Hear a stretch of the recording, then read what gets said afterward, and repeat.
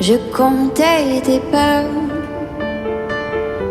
dans la danse qui sépare l'espace de tes choix. Je n'étais pas seule. Les fleurs, tu les comptes sur le bout de tes doigts qui défient noirceur et supplice. Mais moi je suis attirée par le vice. On s'assemble ensemble. Mais peux-tu m'attendre?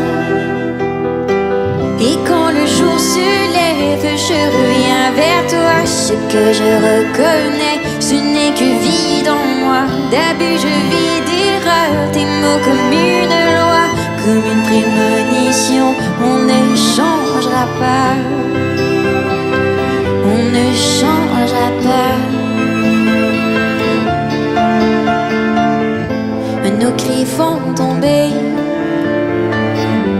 les murs d'une vie qu'on se plaît à pousser, les limites des corps.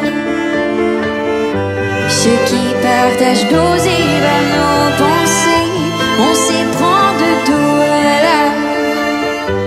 Mais on est attiré par notre malheur. En fait, la première raison aussi, la plus importante, c'est la main-d'œuvre. Vraiment. C'est que la machine des bûcherons à l'époque, c'était surtout des cultivateurs. Hein. Des fermiers, des gens qui labourent la terre. Et durant l'hiver, il n'y a pas grand-chose qui pousse. Donc ces gens-là prenaient le métier de bûcheron, allaient chercher un peu de sous. Ça, c'est s'ils n'avaient pas dépensé ça dans un jeu de cartes et dans l'école. Ça fait toute la différence. Là. Donc c'est pas moi qui fait ça 10 à 12 heures par jour, 6 jours de semaine, dans la neige, dans le nord en plus.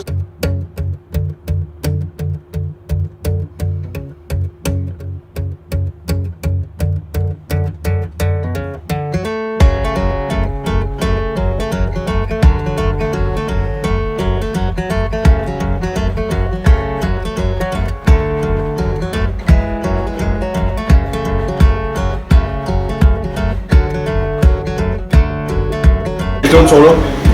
C'est pas un plancher, ça là. Ça flotte sur l'eau. C'était extrêmement dangereux à être draveur. En fait, la drave, c'était le métier le plus dangereux en Amérique du Nord. Et ça, de loin, là, parce que les risques de Noël étaient assez élevés. La majorité des draveurs à l'époque ne savaient pas nager. Pas de gilet de sauvetage, pas d'armée de sécurité. Il y avait intérêt à courir vite. Il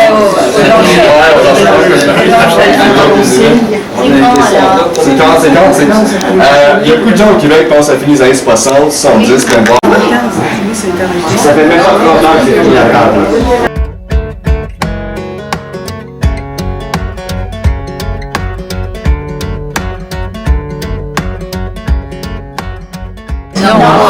Ok, bon.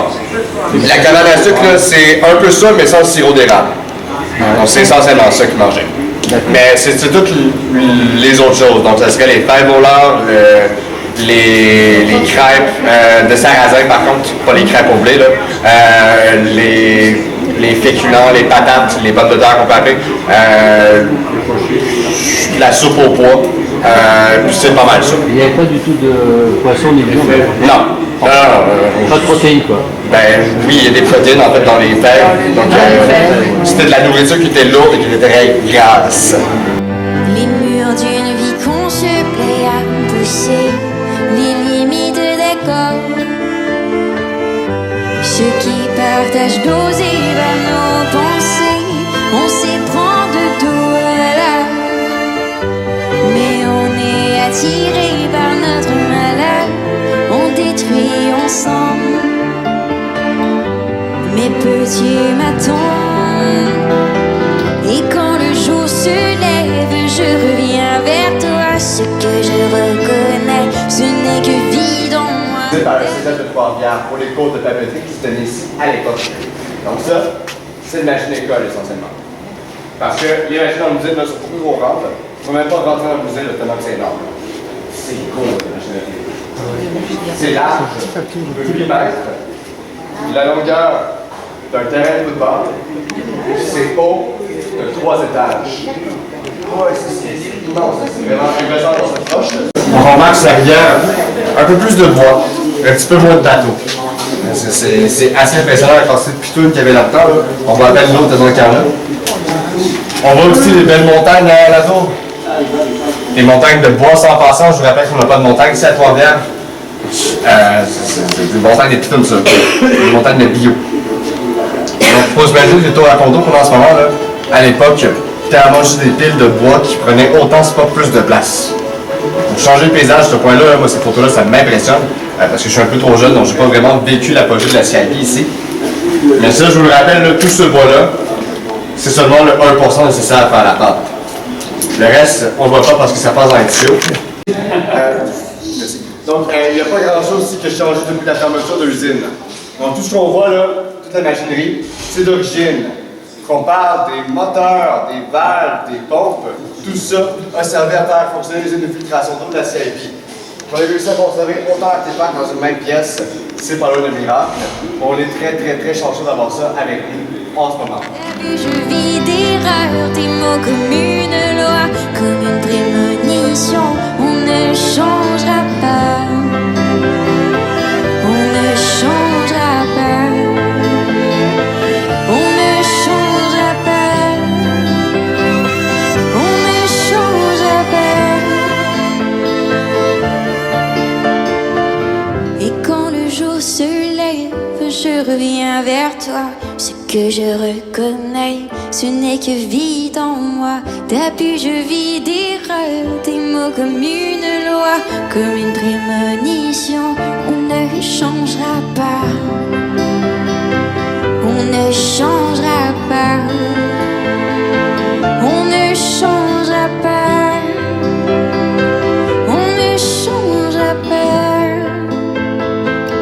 Mettre à l'arbre, on place le chalumeau et le seau. Si la température est clémente, le soir vers 6 heures, il est plein d'eau. Si on conserve toujours l'ancienne méthode, on prend le cheval, le traîneau et un baril pour récolter à chaque arbre. Par contre, aujourd'hui, la majorité des producteurs ont la tubulure. Chaque arbre est relié au tube, puis une pompe aspire la sève automatiquement à l'arrière de la cabane. L'arbre commence à produire à l'âge de 40 ans.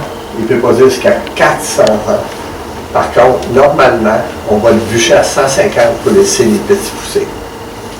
À 40 ans, il peut produire 5 litres par jour. 75 ans, 10 à 15 litres. 150, 30 à 35.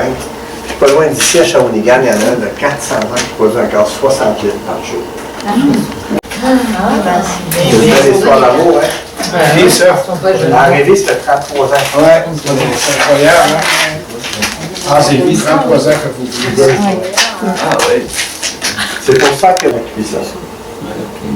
Il y a différentes qualités de sirop. Ça va être le début de la saison et la fin. Au début, les clairs, plus on avance, plus les foncés, c'est qu'on perd les bonnes températures. Au mois de juin, quand l'eau atteint la feuille, il se fait une photosynthèse. Le soleil et l'oxygène fait que ça devient une eau sucrée. Ça descend dans les racines, ça se tient là tout l'hiver. C'est ça qui voyage à moins 4, plus 4. À partir du moment où on perd le gel, on perd le sucre. C'est pour ça que le sirop s'en vient tranquillement plus foncé. Dans la cabane, oh, eh, oh, on n'est jamais de trop pour goûter au sirop, d'érable. Oh, en caravane, allons à la cabane, oh, eh, oh, on n'est jamais de trop pour goûter au sirop, d'érable.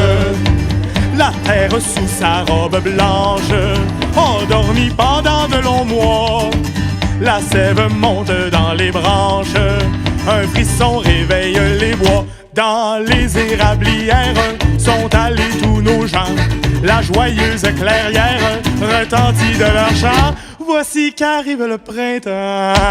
Caravane, allons à la cabane. Oh, eh, oh, on est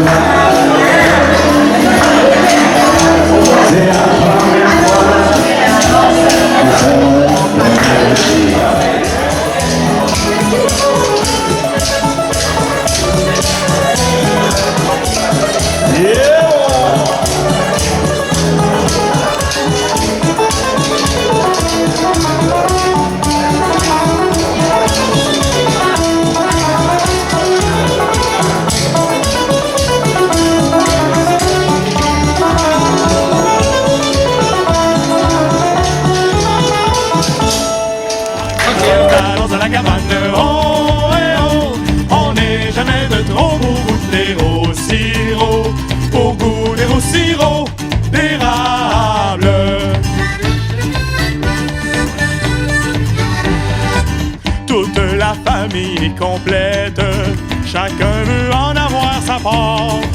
Voici Hermance et Guillaumette, et voici le gros Adélard. Bonjour tante Julie, comment vont les enfants? Très bien, chère Amélie, nous sommes tous contents. Pour les sucres, quel joli temps! Caravane, allons à la cabane, oh, eh, oh, on n'est jamais de trop pour goûter au sirop, pour goûter au sirop d'érable.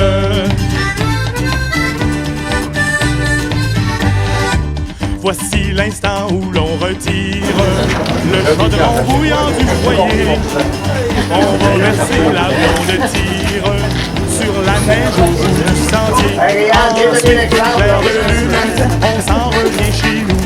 Et j'en connais plus d'une qui choisit son époux le soir en tout. Allez, cousin. Caravane, dans la cabane. Allez chercher une sucette. Merci.